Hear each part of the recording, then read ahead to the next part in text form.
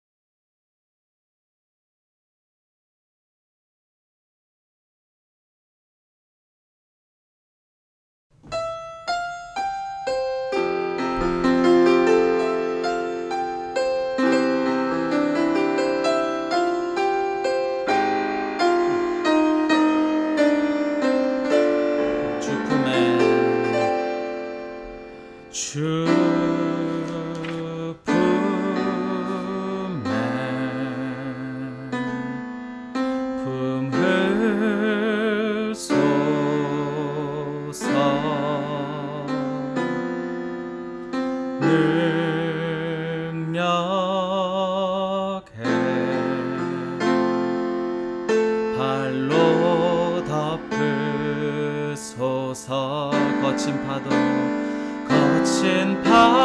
날 향해 와도 주와 함께 날아오르리. 폭풍 가운데 나의 영혼 잠잠하게 주를 보리라.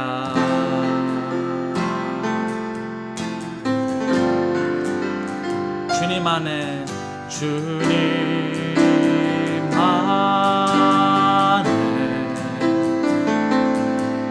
나 거하리.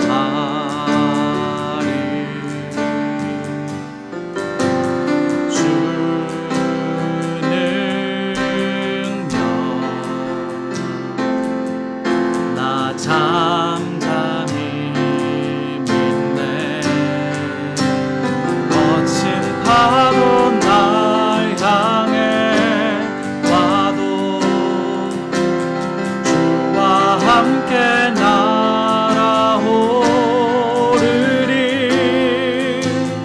폭풍 가운데 나의 영혼 잠잠하게 주를 보리라. 거친 파도 날 향해 와도 주와 함께 날아오르리. 폭풍 가운데 나의 영혼 잠잠하게 주를 보리. 우리 다 같이 기도하며 나아갑시다. 세상에 어떤 혼란한 것이 와도 우리 주님만 붙들며 나아갑시다. 주님, 내 주에 어떤 거친 파도가 와도 주님만 믿고 달려가겠습니다. 주님과 함께 가겠습니다. 내가 주님의 손 붙들고 나아갈 때 항상 승리하게 해주시옵소서. 주님, 항상 함께 해주시옵소서. 한 번 더 찬양할게요. 거친 파도 날 향해 와도 주와 함께 날아오르리.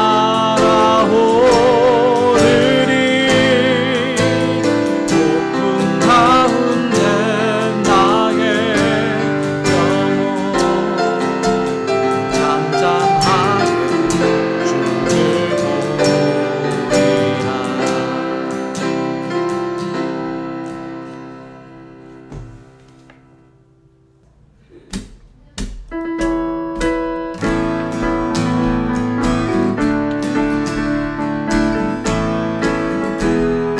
지금은 엘리야 때처럼 주 말씀이 선포되고 또 주의 종 모세의 때와 같이 언약이 성취되네. 비록 전쟁과 기근과 핍박 만난 날이 다가와도 광야에 외치는 소리 주의 길을 예비하라. 돌아주니 구름 타시고 나팔 불 때에 다시 오시네. 모두 외치세. 이는 은혜의 해니 시온에서 구원이 임하네. 에스겔의 환상처럼 마른 뼈가 살아나며 또 주의 종 다윗의 때와 같이 예배가 회복되네. 주수할 때가 이르러 들판은 이어졌네.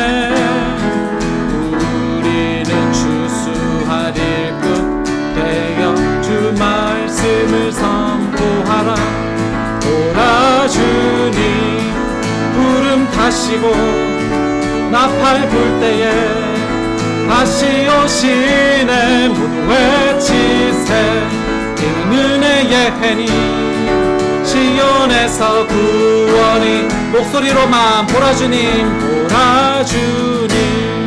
구름 타시고 나팔 불 때에 다시 오시네. 모두 외치세. 이는 은혜의 해니 시온에서 구원. 이제 한 번만 더 고백합시다. 보라주님 보라주님.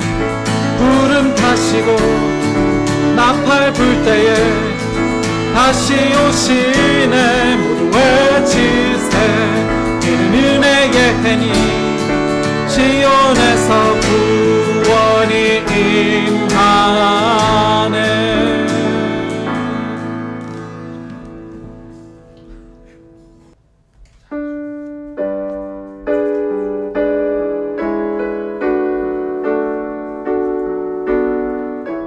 함께 찬양합시다. 아 하나님의 은혜로. 아 하나님의 은혜로 있을 데 없는 자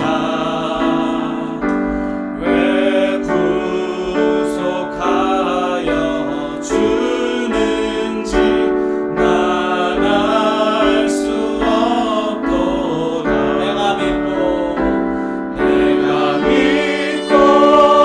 또 의지하는 내 모든 영광 잘 아는 주님 늘 돌보아주실 것을 나는 확실히 아네. 왜 내게 굳센 믿음과 또 복음 주셔서 내 맘이 항상 편한지 나갈 수 없도다. 내가 믿고 또 의지하는 내 모든 영광 잘 아는 주님 늘 돌보아주실 것을 나는 확실히 아네. 내게 성령 주셔서 내게 성령 주셔서 내 마음을 감동해. 주 예수 믿게 하는지 난 알 수 없도다. 내가 믿고 또 의지하는 내 모든 영광 잘 아는 주님 늘 돌보아주실 것을 나는 확실히 아는. 주 언제 강림하실지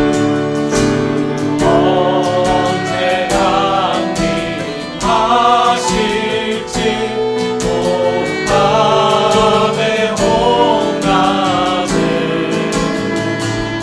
또 주님 만날 그곳도 난 알 수 없고. 내가 믿고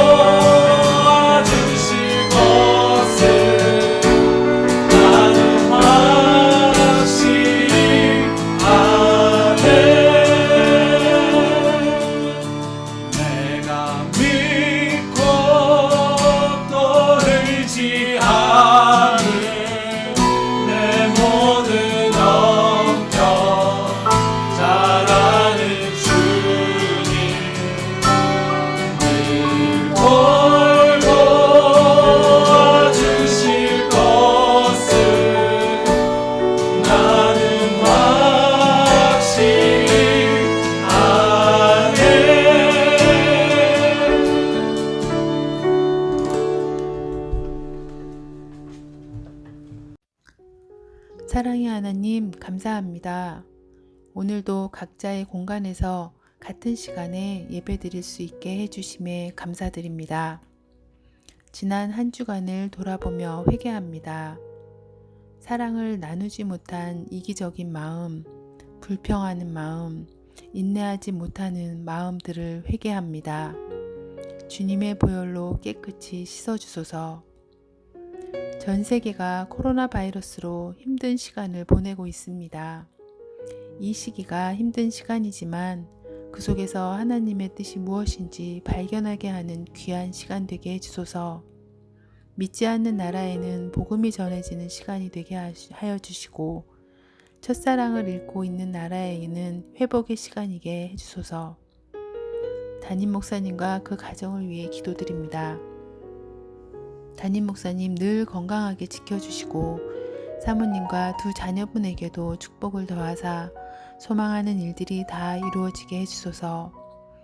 이상현 목사님 가정을 위해 기도합니다. 이 목사님 가정에도 주님의 울타리에 늘 있어 평안하고 모든 일에 형통하게 하여 주소서. 또한 전도사님과 교회의 사역을 맡고 있는 모든 분들에게도 복을 나누어 주사 하는 일마다 기쁨이 되게 해주소서. 찬양의 교회 성도분들을 위해 기도합니다. 각 가정의 귀한 소망들 매일 기도하게 하시고 그 기도가 하나도 땅에 떨어지지 않게 하여 주소서. 매일매일의 기도가 호흡처럼 되게 하시고 그 기도를 기쁨으로 받아주셔서 다음 주부터는 온전히 교회에서 이루어지는 귀한 예배의 회복 시간일 텐데 아직은 두려운 마음이 있습니다. 그 마음에 담대함 주시고 기쁨으로 기대하는 시간 되게 하여 주소서. 오늘 목사님 말씀에 귀한 감동감화 있게 하시고 생명의 말씀을 받아 한 주간도 주 안에서 승리하게 하소서. 새로 시작될 한 주간도 주님께 맡기오니 주님께서 지으신 이 땅의 소명을 담당하는 시간들로 채워주소서. 주님의 임재를 체험할 예배가 되어지기를 기대하며 우리 주 예수 그리스도의 이름으로 기도합니다. 아멘.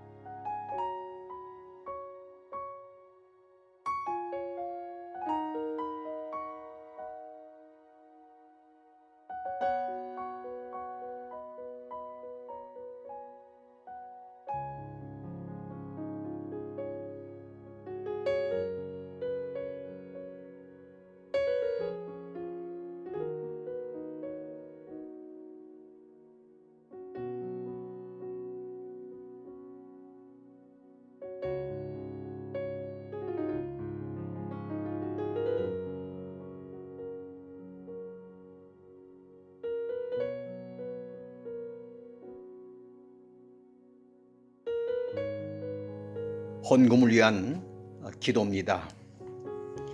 무더위 가운데에도 우리를 지나간 한 주일 동안 우리를 살피시며 하나님의 불꽃 같은 눈동자로 우리의 일거수일투족 걸음걸음마다 호흡하는 곳마다 손길이 움직이고 닿는 곳마다 그 불꽃 같은 눈동자로 우리를 보살펴 주셔서 오늘 여기까지 올 수 있도록 은혜 주신 것을 감사합니다.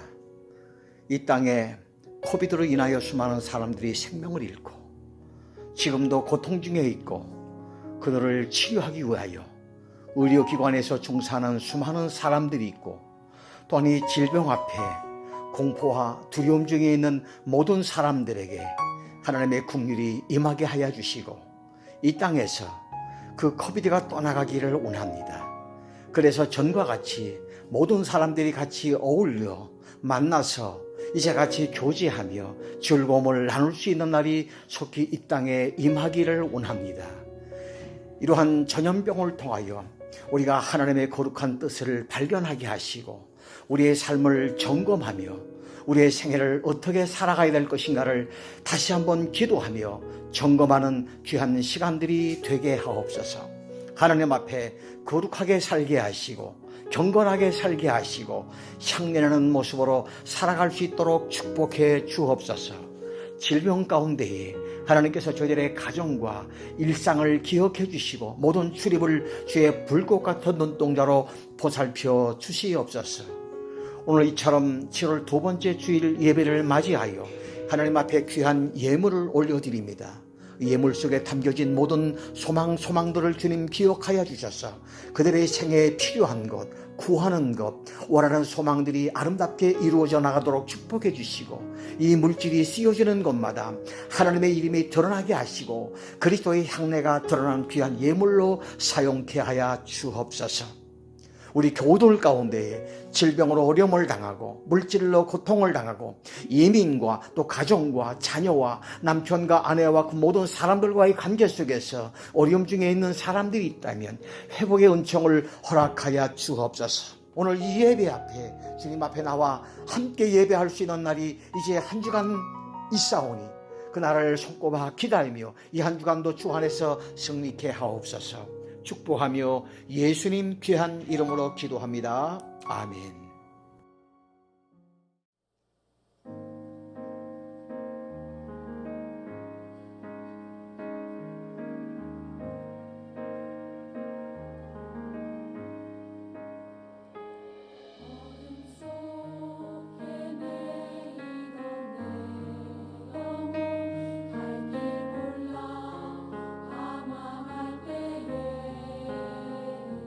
주의 십자가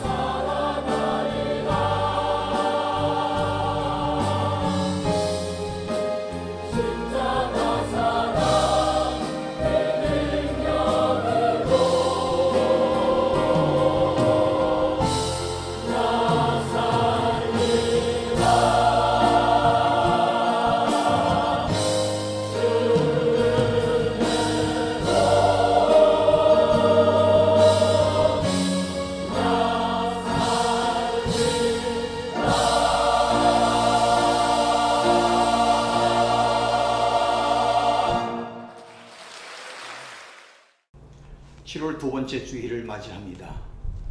오늘은 창세기 19장 12절에서 22절의 말씀을 가지고 내 생명을 보존하라, 이렇게 제목을 정해봤습니다. 우리가 지금까지는 또 가정에서 있는 처소에서 인터넷으로 같이 우리가 예배를 드렸습니다마는 이제 우리가 다음 주일부터는 교회 안에서 예배를 드리게 되었습니다. 또 보고 싶었던 교인, 만나보고 싶었던 교인들 만나는 날을 한 주일 동안 우리 기대하면서 오늘도 같이 은혜를 나누기를 원합니다. 한국교회의 선교를 논의하기 위한 지도자들의 선교 포럼이 모인 때가 있었습니다. 앞으로 한국교회가 건강한 교회가 되기 위해서는 우리가 극복해야 할 문제들이 무엇인가를 토론했지요. 그때 한국교회가 극복해야 할 가장 중요한 문제로 지적된 것 중에 하나가 교회 안에 너무나 명목상의 교인들이 많다는 것, 이름뿐인 교인들, 진짜 순수한 그리스도인이 아닌 명목상의 교인들, 소위 노미널 크리스천들이 지나치게 많다. 교회는 나오지만 구원의 문제가 해결되지 않은, 또 확신이 없는 교인들이 너무나 많다는 점이 지적이 되었습니다. 그것이 우리 교회의 진정한 생명성 또 건강성을 저해하는 가장 중요한 원인이라고 하는 지적이었습니다. 교회 생활에 연륜도 많이 비껴갔고 또 따라서 교회 분위기도 익숙합니다. 예배의식에도 잘 참여할 줄 압니다. 그런데 하지만 주일이면 이런 사람들은 어김없이 교회에 나와서 예배에 참여하고 하지만 월요일이면 어김없이 신앙과는 전혀 상관이 없는 삶의 자리로 돌아가서 죄를 범하고 살아가는 지극히 세속적인 교인들의 모습, 저는 오늘 그런 이미지를 대표하는 사람을 이야기하려고 합니다. 그가 바로 롯이라고 하는 사람이지요. 롯은 아브라함의 조카지요. 아브라함을 따라다녔습니다. 그리고 제단도 쌓고 여호와 이름을 불렀지만 아주 세속적인 사람이었습니다. 이해관계를 따질 때는 전혀 신앙이 없는 사람처럼 자기에게 은혜를 베푼 아브라함도 몰라라 하고 이해를 챙겼던 사람이 바로 롯 아니었습니까? 오늘 본문이 포함되고 있는 창세기 19장의 전반부에 보면 이제 소돔과 고모라의 죄악상이 묘사되고 있는 것입니다. 이 롯의 집에 두 사람의 모습으로 나타난 두 천사가 이제 롯의 집을 방문하지요. 그랬더니 동네 사람들이 몰려와서 그 사람들을 우리에게 좀 내어놓으라고, 우리가 성적 관계를 맺겠다. 소위 동성애의 죄악이 벌써 소돔과 고모라상에 팽배하고 있었던 모습을 보여주는 겁니다. 창세기 19장 5절의 말씀이지요. 롯을 부르고 그에게 이르되 오늘 밤에 내게 온 사람들이 어디 있느냐 이끌어내라. 우리가 그들을 상관하리라. 그런데 롯의 반응이 아주 참 재미있어요. 롯이 동네 사람들보다는 훨씬 낫지만 이상한 반응을 보입니다. 8절 말씀입니다. 내가 남자를 가까이 하지 아니한 두 딸이 있노라. 청하건대 내가 그들을 너희에게로 이끌어 내리니 너희 중에 좋을 대로 그들에게 행하고 이 사람들은 내 집에 돌아왔은즉 이 사람들에게는 아무 일도 저지르지 말라. 손님을 위하는 것도 좋지만 자기 딸들을 포도덕의 현장으로 내어놓을 수 있었던 사람 롯, 지극히 세속적인 이미지를 가지고 있었던 그런 사람이었습니다. 하나님은 더 이상 소돔과 고모라의 죄악의 수준이 그대로 두고 볼 수 없다. 드디어 이 도시에 대한 심판을 작정하시지요. 하나님께서 심판을 작정하시고 나서 하나님은 롯에게 기회를 주시고 싶어 했습니다. 롯에게만은 기회를 주시고 싶어 했습니다. 그래서 어떻게 말씀을 하시죠? 롯아, 내 가족을 데리고 빨리 좀 도망가라. 내 생명을 보존하라. 여기서 내 생명을 보존하라고 하는 말이 육체적으로 생명을 보존하라고 하는 의미가 물론 중요한 의미이기도 하지만 우리가 문맥을 쭉 읽어보면서 단순한 육체적 생명의 보존뿐만 아니라 이 기회를 통해서 내가 좀 변해라, 바꾸어져라, 새 사람이 되어라, 그리고 이제부터는 새로운 인생을 살아라, 이런 하나님의 기대가, 하나님의 명령이 이 롯이라고 하는 사람에게 떨어지고 있는 장면을 볼 수가 있는 것입니다.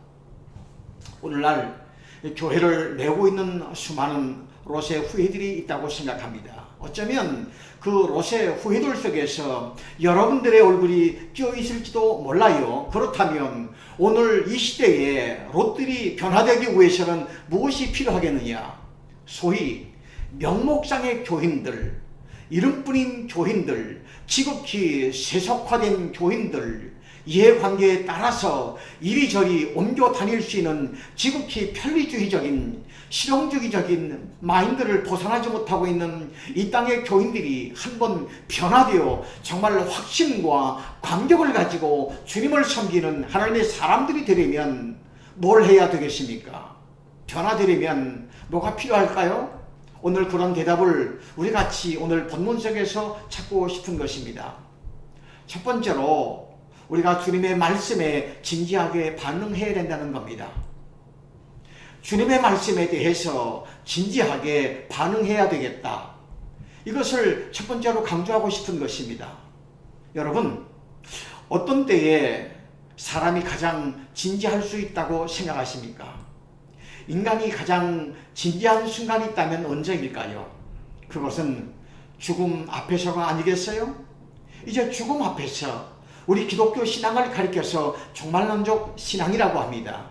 그런데 오해하는 사람들이 많아요. 종말론적 신앙, 그러면 말세에 노이로제에 걸려서 가정을 팽개치고 산에 가서 주의하고 소리 지르는 그런 비극적인 이미지를 생각할 수가 있는 것입니다. 그런데 기독교 신앙이 이 종말론적 신앙이라고 하는 말은 그런 뜻이 아니고 날마다 매 순간 그 순간을 종말을 맞이하는 엄숙한 심정으로 주 앞에 반응하며 살아가는 사람들의 믿음, 이게 바로 종말론적 믿음이라고 하는 겁니다. 요류 문학가 한 분이 계셨는데 집사님이셨어요. 그분이 아주 감동적인 간증을 한 적이 있습니다. 제가 지난번에 이분에 대한 말씀을 드린 적이 있지요. 이분이 건강이 안 좋아서 병원에 가서 체크업을 하고 재검진을 받고 입원도 하고, 그리고 입원해서 검사를 받는 도중이었습니다. 병원에 입원하고 있는데 식구들이 병원 바깥에서 이야기를 나누다가 우연히 자기 병세를 알게 되었다고 합니다. 암이라고 하는 것이에요. 위암 6개월밖에 남지 않았다고 하는 거예요. 그래서 처음에는 당황했지만 언젠가 와야 할 것이 온 모양이다. 이분이 믿음의 사람이었기 때문에 아주 냉정하게 마음을 먹고 자기 죽음을 이제 준비하기 시작을 합니다. 사실 죽을 것을 생각하니까 꾼돈도 생각이 나서 이제 빚도 갚고 만나야 될 사람들이 생각이 나서, 그리고 친척도 만나보고 친구들도 만나보고 그간 오해된 관계에 있던 그 사람을 만나서 오해도 풀고 인간관계도 바로잡고 나름대로 재산도 정리하고 이제 그러면서 통원치료를 받는데 이제 6개월이 지나가는데도 별로 더 나빠지지 않는 거예요. 그런데 다른 병원에 가서 진단을 받아봤더니 암이 아니고 오진이었다고 하는 이야기입니다. 옆에 있는 사람들이 집사님 돈도 많이 쓰고 그랬는데 후회가 되지 않느냐고. 그런데 이분이 이런 대답을 하셨다는 거예요. 목사님, 제가 돌이켜보면 지난 6개월처럼 진지하게 내 인생을 살아간 때가 없었습니다. 이 마음가짐으로 그대로 나머지 제 인생을 살았으면 좋겠습니다. 죽음 앞에서는 우리 인간이 진지해지는 겁니다. 여러분, 이 이야기가 우리가 기억나십니까? 자, 본문에 나타난 롯이 그 도성에 대한 하나님의 심판의 경고를 듣지요. 롯은 믿었어요. 그 심판을 믿었어요. 어느 정도 이 사람의 밑바탕에 그 신앙의 의식이 깔려있는 사람이니까 롯은 믿고 자기 가족들에게 하나님의 심판을 결정하셨다고 그 메시지를 가족들에게 전달합니다. 오늘 본문이 시작되어지는 12절부터 보시면 12절 말씀입니다. 그 사람들이 롯에게 이르되 의외에 내가 속한 자가 또 있느냐? 내 사위나 자녀나 성중에 내게 속한 자들은 다 성 밖으로 이끌어내라. 그 다음 13절입니다. 그들에 대한 부르짖음이 여호와 앞에 크므로 여호와께서 이것을 멸하시려고 우리를 보내셨나니 우리가 멸하리라. 하나님이 이 도성을 멸망시키겠다. 그 심판의 메시지를 받지요. 자, 어떠한 반응을 보입니까? 14절을 보면 롯이 나가서 그 딸들과 결혼할 사위들에게 말하여 이르기를 여호와께서 이 성을 멸하실 터이니 너희는 일어나 이곳에서 떠나라 하되 그의 사위들은 농담으로 여기었더라. 여러분, 하나님의 말씀을 농담 정도로 여겼어요. 우리는 심판, 그리고 구원, 그리고 십자가, 재림 이러한 것들을 신화적인 메시지로 그냥 한번 그런 교훈이겠지, 거의 농담 수준에서 알아듣는 교인들이 참 많다는 겁니다. 말씀을 드릴까요? 그것이 여러분들이 변화되지 못하고 있는 이유라고 하는 겁니다. 말씀에 대한 진지한 반응이 없다는 거지요. 물론 저는 혹시 롯에게도 그 하나님의 말씀을 사위들에게 전달하는 과정에 있어서 커뮤니케이션에 어떤 문제가 있을 수 있다고 생각을 합니다.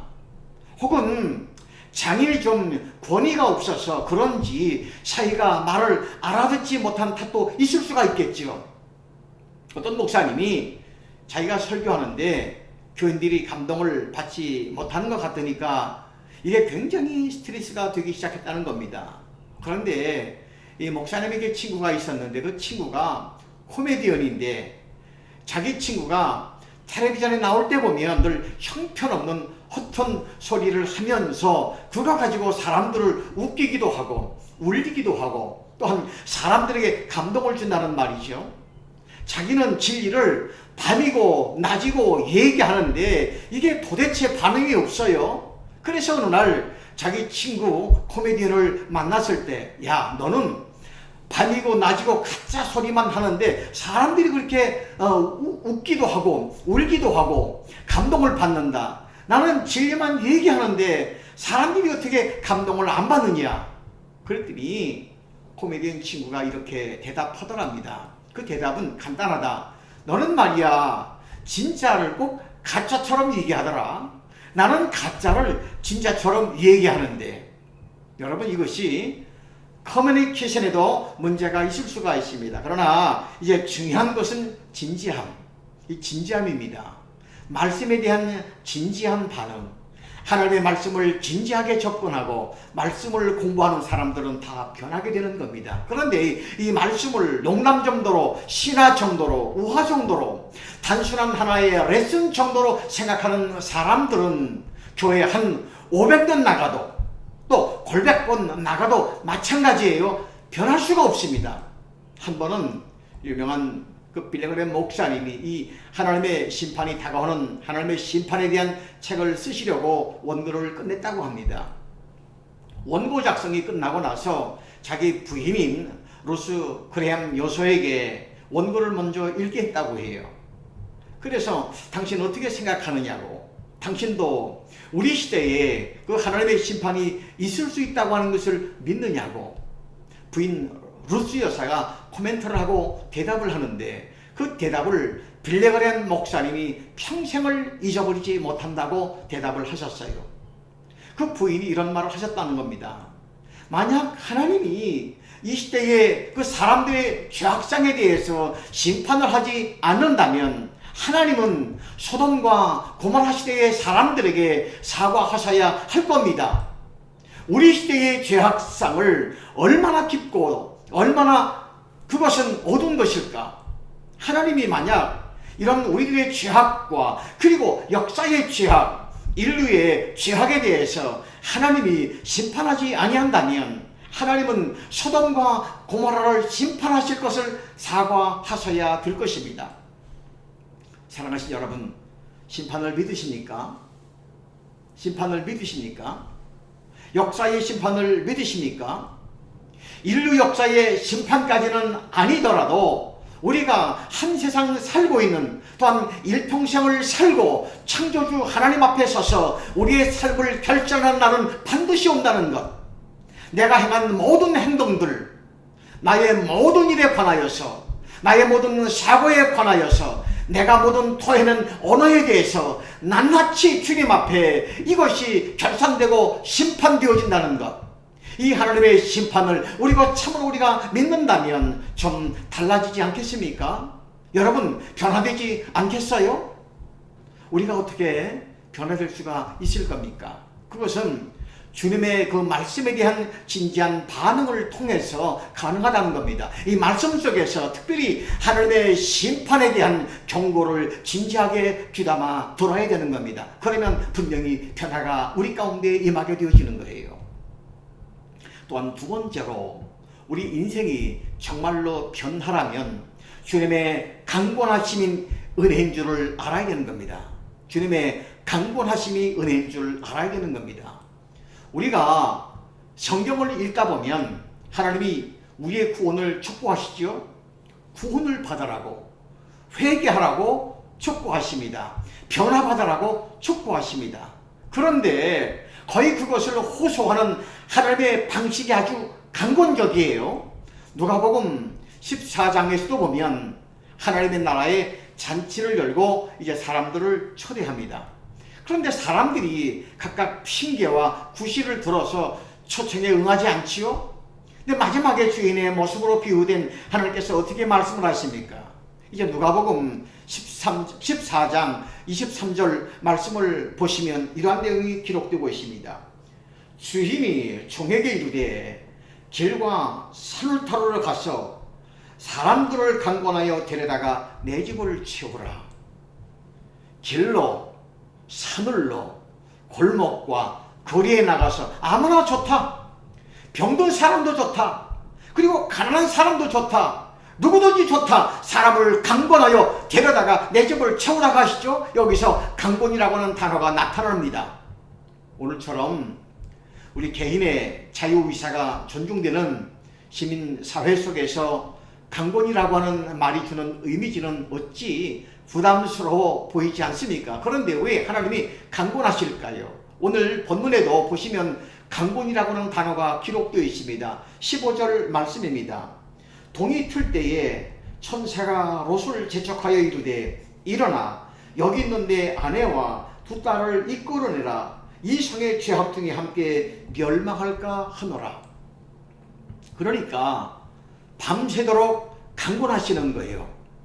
저녁에 와서 밤새도록 집을 떠나지 아니하고 심판이 온다고, 그리고 떠나라고, 이 도성을 떠나라고, 살아온 삶을 준비하라고 밤새도록 강권하시죠. 16절입니다. 그러나 롯이 지체하매 그 사람들이 롯의 손과 그 아내의 손과 두 딸의 손을 잡아 인도하여 성 밖에 두니 여호와께서 그에게 자비를 더하셨음이니라.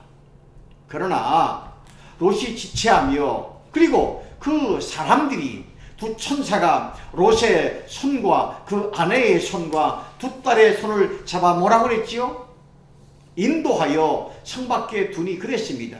그리고 17절에 와서는 이런 말씀이지요.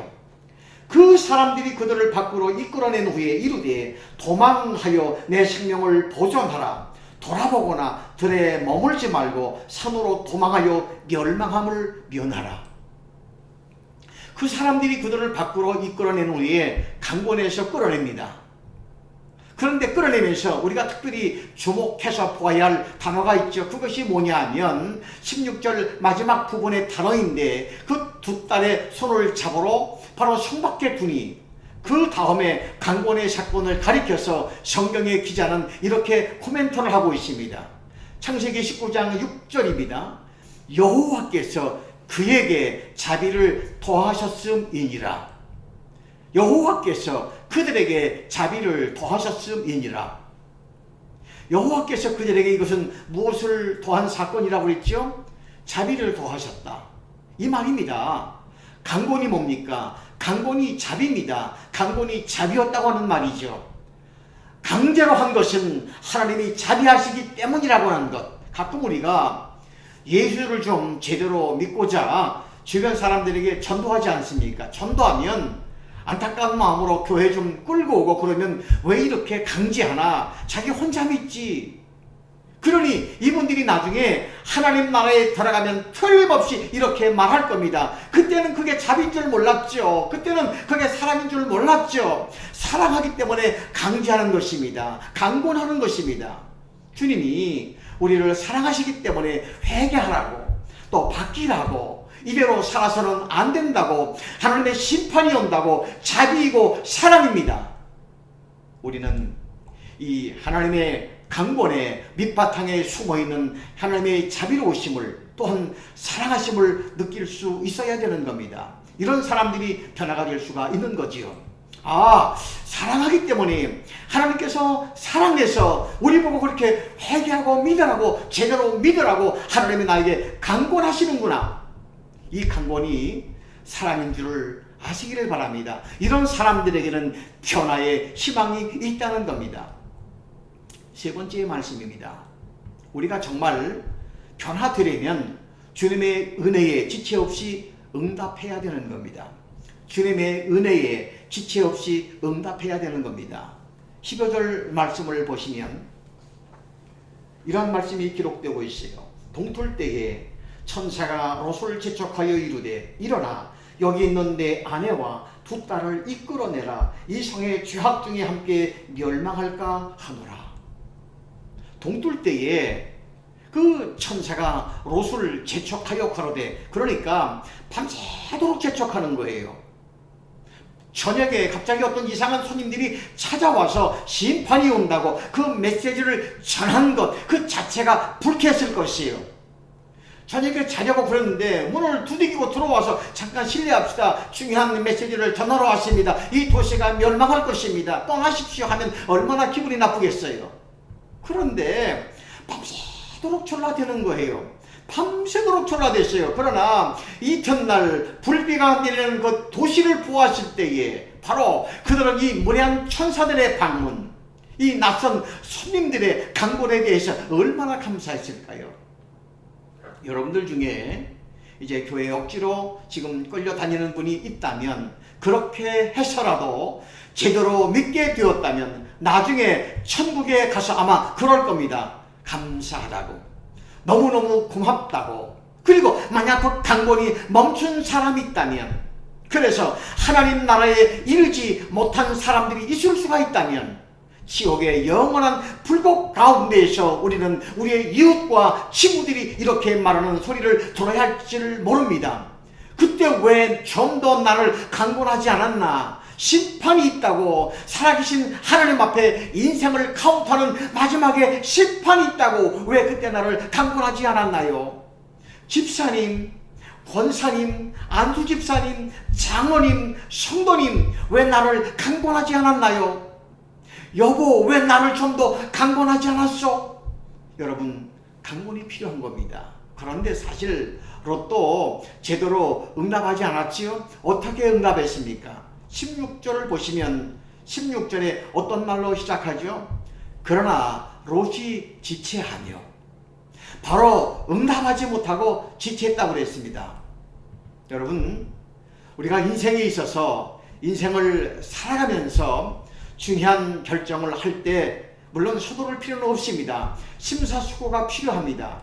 또한 깊은 사고가 필요합니다. 이성적인 결정이 우리에게는 필요합니다. 그러나 여러분이 절대로 결정을 늦추어서는 안 될 결정이 꼭 하나가 있는데, 그것은 영적인 결정이라는 것.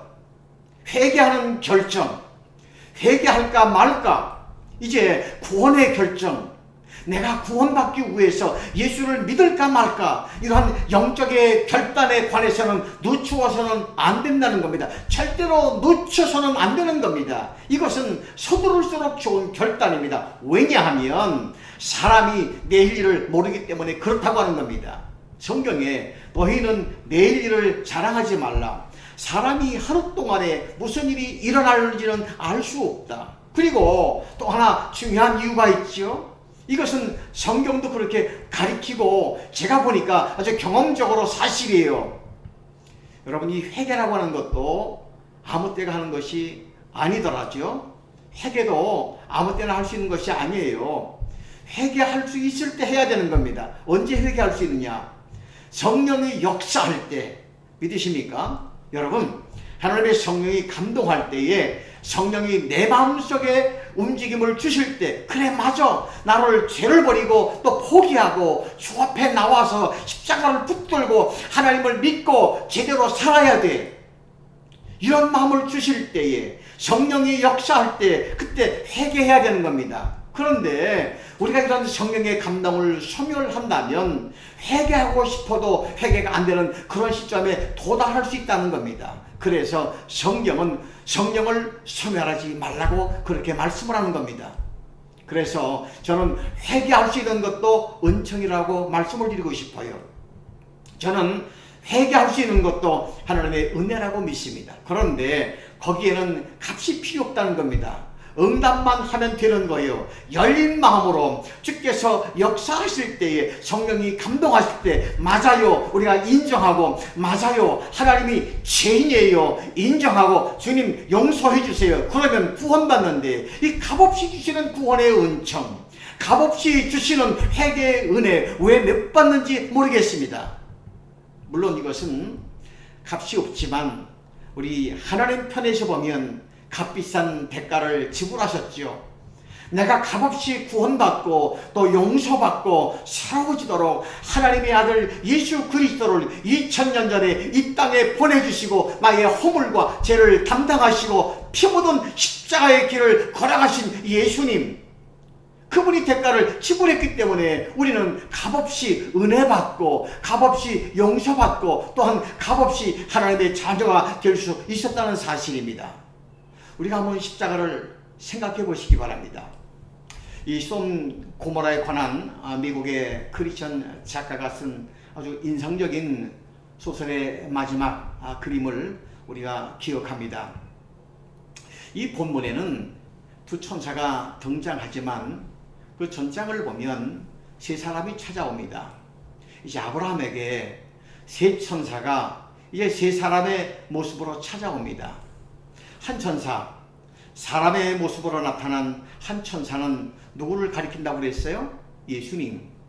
한 천사가 두 천사를 계속해서 지시하는 거예요. 이제 저쪽 산부터 산머리를 넘어와서 이제 소돔과 고모라 성에 이제 들어오지요. 그리고 두 천사를 보고 롯의 집에 가서 먼저 내 종 롯이 이 도성을 떠나도록 너희들이 먼저 설득을 하라고 이렇게 말합니다. 열심히 설득을 하죠. 그리고 설득을 하다가 새벽녘에 안 되겠다고 생각하니까 드디어 한 천사는 그 롯과 그의 아내의 손을, 그리고 또 그 한 천사는 두 딸의 손을 잡고 강제로 이끌어냅니다. 강군이라고 하는 말씀을 드렸죠. 그리고 뒤에서 계속 한 천사가 지시를 하는 겁니다. 빨리 끌고 나가라. 새벽녘, 밝아오는 새벽, 드디어 소돔과 고모라의 언덕을 넘어서 산을 넘어갑니다. 한 천사가 계속 지시합니다. 빨리 가라고. 드디어 두 천사가 롯의 가족을 이끌고 소돔과 고모라의 도성을 떠나서 저 소활 작은 성읍에 도착하는 모습을 보자. 이제 안도의 한숨을 쉬면서 나머지 한 천사가 신호를 보냅니다. 이것이 바로 신호였습니다. 그 순간 유황의 불비가 막 쏟아져 내려오는 거예요. 불비는 언제? 이 천사들을 이제 삼켜버립니다. 불비는 먼저 이 천사들을 삼키는 거예요. 그 다음에 이 불비는 소돔과 고모라 성을 태우기 시작합니다. 여기에서 작가는 무엇을 말해주고 있지요? 주님께서 우리 영혼을 구원하시고 우리를 새롭게 하시기 위한 것은 그분이 이 먼저 십자가에서 자신을 매달고 자신이 우리가 받아야 할 하나님의 진노와 형벌을 대신하고 그 자리를 취하심으로 그렇게 해서 우리가 이 구원의 용서의 은혜를 입을 수 있다고 하는 것, 이것이 바로 메시지 아니겠습니까? 이 은혜는 이 십자가 앞에 서서 바로 다음 날 그 나를 위해서 허물과 죄를 담당하시고 내 대신 피 흘려 돌아가신 예수, 그리고 그리스도를 나의 구주와 주님으로 영접하고 고백하고 그분을 따라 순종의 길을 떠나기로 결심한 사람들에게 주시는 이 은혜를 주어지게 되는 겁니다. 이 구원의 은혜가 여러분의 것이 되어지기를 바랍니다. 이 변화의 은총이 여러분의 것이 되어지기를 바랍니다. 이제 선택은 여러분들에게 달려 있습니다. 당신은 은혜 받고 구원 받고 이제 회개하여 생명을 보존하시겠습니까? 아니면 하나님이 주시는 은혜를 거절하고 영원한 파멸의 길로 걸어가시겠습니까? 선택은 당신의 것입니다. 이제 우리가 기도할 텐데요, 조용히 기도하면서 이런 질문을 던지고 싶습니다. 오늘 밤 주님이 여러분의 영혼을 불러가신다면, 오늘 밤 이 나의 인생에서, 이 땅에서의 마지막 밤이라면 어디로 가시겠습니까? 여러분, 천국 갈 확신이 있습니까? 천국 갈 확신이 있습니까? 대답할 수 없는 분들이 혹시 여러분들 가운데 계시지 않습니까?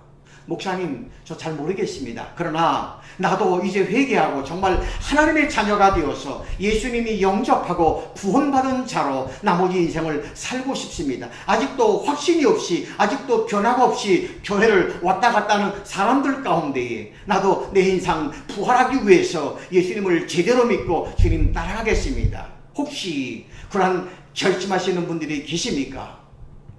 이제 앉아있는 그 자리에서 그런 분들은 자기 가슴에 손 얹고 이렇게 기도해 주시기를 원합니다. 이제 같이 우리 모든 성도님들 기도하시겠습니다. 아직 구원에 확신이 없으신 분들은 저를 따라 하시기 바랍니다. 하나님, 저를 용서해 주세요. 하나님, 나를 위해 예수 그리스도를 보내주신 것 감사합니다. 주 예수여, 나의 구주, 나의 주님이 되어 주십시오. 제가 예수님 믿고 예수님 모시고 예수님 따라가겠습니다. 저를 구원해 주십시오. 이 짤막한 결단의 기도, 그러나 이 기도가 여러분의 인생을 영원히 바꿀 수 있는 것입니다.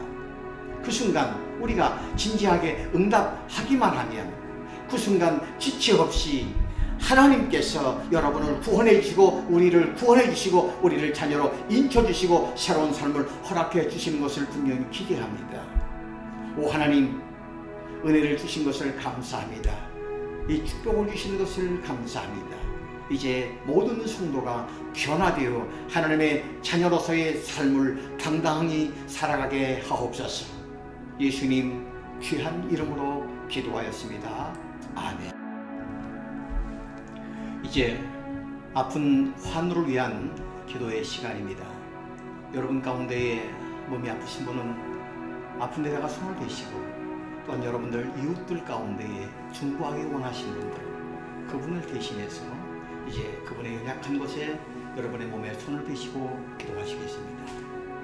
우리의 연약함을 아시는 주님, 예수님은 이 땅에 오셔서 우리를 위하여 십자가에 달려 피 흘려 죽으셨습니다. 그 보혈의 은혜로 우리가 죄 용서함 받고 하나님의 자녀로 당당히 살아갈 수 있도록 길을 열어 주시었습니다. 뿐만 아니라 그 보혈의 은총은 우리의 질병도 치료의 능력을 허락해 주실 것을 기대하오니, 예수 그리스도의 흐리신 보혈의 능력이 우리 연약함과 우리 질병에서 노임받게 해 주옵소서. 예수님 이름으로 명하노니 우리를 괴롭히는, 우리가 중보하는 그 이웃들을 아버지 하나님이여 연약함 가운데에 고쳐 주시옵소서. 치료하여 주옵소서. 일생을 통하여 강건함을 가지고 하나님의 자랑스러운 자녀로 살아가게 하옵소서. 예수님 귀한 이름으로 기도합니다. 아멘. 이제 또한 우리 기도의 제목과 소원을 위해서 가슴에 손대고 기도하시겠습니다. 하나님, 우리의 삶의 장에서 수많은 기도의 제목과 소원을 가지고 있습니다. 이제 오늘보다 내일은 나을까? 내일보다는 먼 미래에 우리에게 밝은 태양과 같이 좋은 날이 있을까?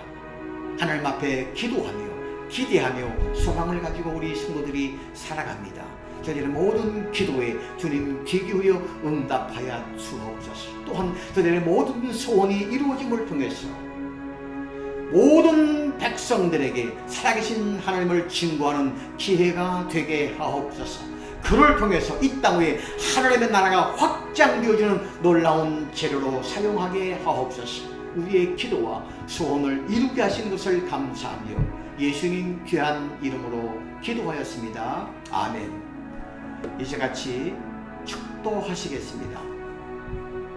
지금은 우리 주 예수 그리스도의 크신 은혜와 하나님 아버지의 극진하신 사랑하심과 성령님의 감동, 감화, 위로, 충만, 역사하심이 오늘 창세기 19장 12절 이하의 말씀, 내 생명을 보존하라, 내 육체를 건강하게 보존하는 것도 물론 중요하지만 내 영혼이 구원받아 영원한 천국에 이를 수 있는 구원의 확신을 가지고 살아가기로 다짐하는 모든 성도들 머리 위에와 우리 가족들 위에, 우리 자녀들 위에, 우리 모든 성도들 머리 위에 지금으로부터 영원토록 함께 계시옵기를 간절히 축원하옵나이다. 아멘. 감사합니다. 이것으로 주일 예배를 마추었습니다. 은혜 주신 주님 앞에 박수로 영광 올려드리고요. 다음 주일은 우리 교회에서 같이 예배하며 만나기를 소망합니다. 할렐루야. 감사해요.